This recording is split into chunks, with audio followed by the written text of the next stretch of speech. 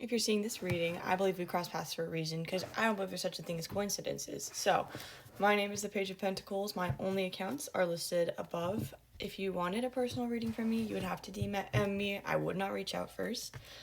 Yeah, I've sent this with the intention that it attracts the right people who it's meant to find and touches whoever needs to hear it. So, with that being said, I guess let's get into the reading. So, the first card I got was the Magician. On the bottom of the deck, I have the Knight of Wands and the Star reversed with the Three of Swords, followed by the Nine of Pentacles. Okay, so I think this is kind of like a, yeah. First off, the Star and the Knight of Wands were pointed away from each other as they came out. So I think this is a person who is, I saw 11 on the timer as I said that. So, one, you know. They are winning, and they are, you know, growing 1, 2, 3 into the person that they're meant to be. But what I'm seeing is that you have so much potential, and you finally have, what I'm thinking is the word alchemy. You have finally alchemized yourself, and you have grown to the point that you're able to transmute any pain you have into power. With the Knight of Wands here, like, you go after what you want. Like, you no longer wait for the okay. You're not standing around hoping somebody else is going to see that worth for you, because you know you have worth, and so you don't need somebody else to do that. In the past, it looks like you've been hurt by this. But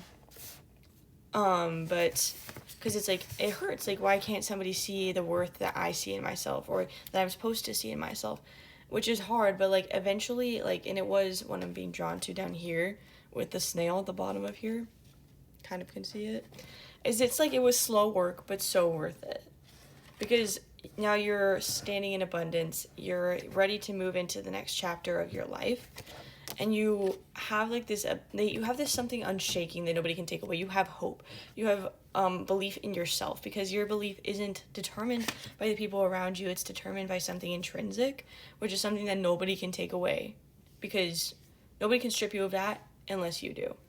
And, you know, I heard one of my favorite readers on here talking about learn to say thank you to the people who hurt you, because without them you wouldn't have grown into the person that you are. And I feel like that's kind of applicable here, is it's like, without them, would you have achieved the same level of growth?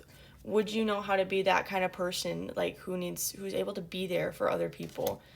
And it's like, maybe things didn't come in the timing you were hoping they were gonna come in, but, you know, that pain ultimately made it so that you didn't have to, like,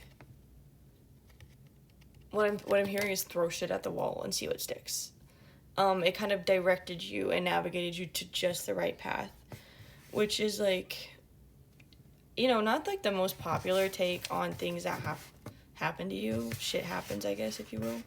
But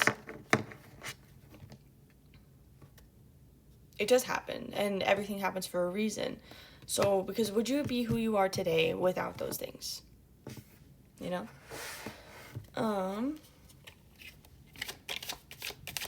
What else does this collective need to hear?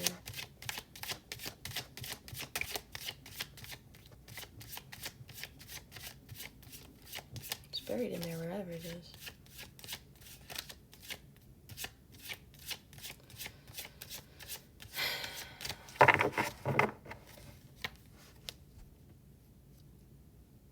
Okay. So with here, what I'm seeing is, would you have become the kind of generous you are to others? Like, would you have been able to understand and empathize and be able to give those 444 on the timer? So that might be a number significant to you, but would you have been able to understand, empathize, and have those kind of, like, mutual exchanges with people if you had not been through what you've been through? Because 505 on the timer as well. Without those experiences, would you have been able to relate the people you need to relate to. Like, what if you never grew into the person who was able to not only attract in the right opportunities and know what to do with them, but the right people and know how to handle them, how to work with them, how to love them, how to be there for them. Because it's like, yes, that pain was a lot. It sucked. But it also taught you a lot about inner knowing, because like I said, you had to turn inwards to learn that kind of stuff. I have the Lovers reversed here as well. Same idea, like you had to turn inwards. Like there was nobody outside of you. Maybe I feel like this is like specific. There was nobody outside of you who saw your value except yourself. But because of that, you were able to learn how to see your own value. And so now that's something nobody can ever take away. It doesn't matter how hard they try. 606, and 6 is like the number of reflection, right? So that just kind of reemphasizes it, is you had to stare yourself in the mirror, because, I mean, I'm assuming if you're like me, you probably were like, wait, what's wrong with me? Like, am I doing something wrong? Am I the problem? And you learned how to be okay with how you act, and like you were able to like find the moral backing for that, if you will. It's not just somebody else thought it was okay. It's, how do I feel about this? How do I feel about myself as a person when I act a certain way? How do I feel coming home to myself and looking myself in the mirror?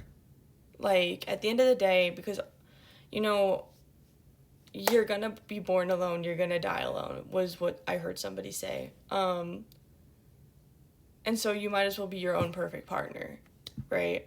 I might even have that reposted on here. But you are your best companion and your best friend. And, you know, the shit that happened to you, it sucked. It sucked so hard. But look at who you are now. Just, like, look at how far you've come. And what's been, like, stuck in my head recently is from Hamilton, like, look at where you are, look at where you started. The fact that you're alive right now is a miracle. You know what I mean? Hamilton mentioned, but at what cost? Anyway. But it doesn't look like, I feel like maybe you haven't come to terms with the fact that, yeah, you haven't realized this change has literally reshaped the entire horizon of your, like, inner world.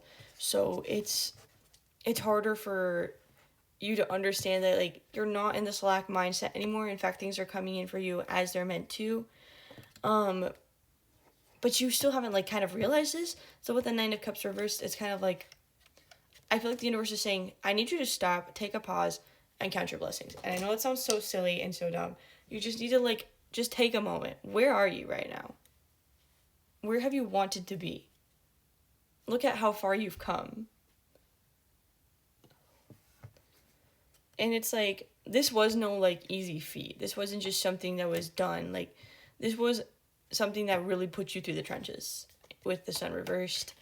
And you had to learn not to hide from yourself. Not to, like, run away, procrastinate. I can't. Like, you had to break all of those cycles for yourself.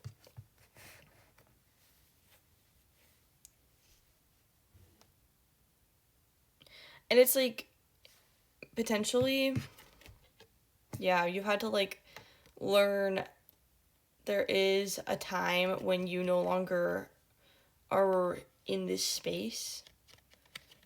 And you can't save other people. You can't save everyone, I guess. Is that the right way to put it? Your patience will never be enough to make someone change. And somebody needs to hear that. Your patience will never be enough to make someone change. Only they have control and direction over their life. So, and it sucks, but sometimes you have to let go and move forward because you're not in that space with them anymore. And that doesn't mean you won't be again in the future, but it also doesn't mean you should hang your hat on it. So, keep an eye on your prize. Where do you want to go? What's your trajectory?